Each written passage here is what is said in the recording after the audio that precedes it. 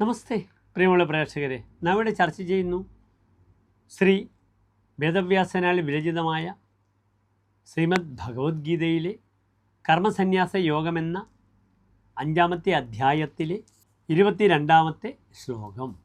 ഏഹി സംസ്പർശജാ ഭോഗ ദുഃഖയോനയ ഏവതേ ആദ്യന്തവന്തഃ കൗന്ദേയ നതേഷു രമതേ ബുധഃ. ഇനി ശ്ലോകത്തിൻ്റെ പദച്ഛേദം ശ്രദ്ധിക്കുക.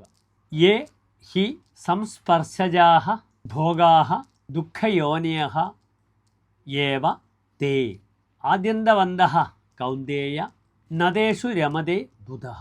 ഇനി ശ്ലോകത്തിൻ്റെ അന്വയം ശ്രദ്ധിക്കുക. സംസ്പർശജാഃ ഭോഗാഃ യേ തേ ദുഃഖയോനയഃ ഏവ ഹി തേ ആദ്യന്തവന്തഃ കൗന്ദേയ ബുധഃ തേഷു ന രമതേ. ഇനി ശ്ലോകത്തിൻ്റെ സാരാംശം ശ്രദ്ധിക്കുക. ഇവിടെ ഭഗവാൻ കൃഷ്ണൻ അർജുനനെ ഉപദേശിക്കുകയാണ് പ്രസ്തുത ശ്ലോകത്തിലൂടെ. വിഷയസമ്പർക്കത്തിൽ നിന്നും ലഭിക്കുന്ന സുഖാനുഭവങ്ങൾ ഏതൊക്കെയാണോ അവ ദുഃഖകാരണങ്ങൾ തന്നെയാണ്.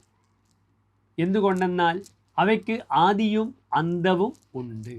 അല്ലയോ അർജുന, ജ്ഞാനി ഒരിക്കലും അതിൽ രമിക്കുന്നില്ല എന്ന് ശ്ലോകത്തിൻ്റെ സാരം.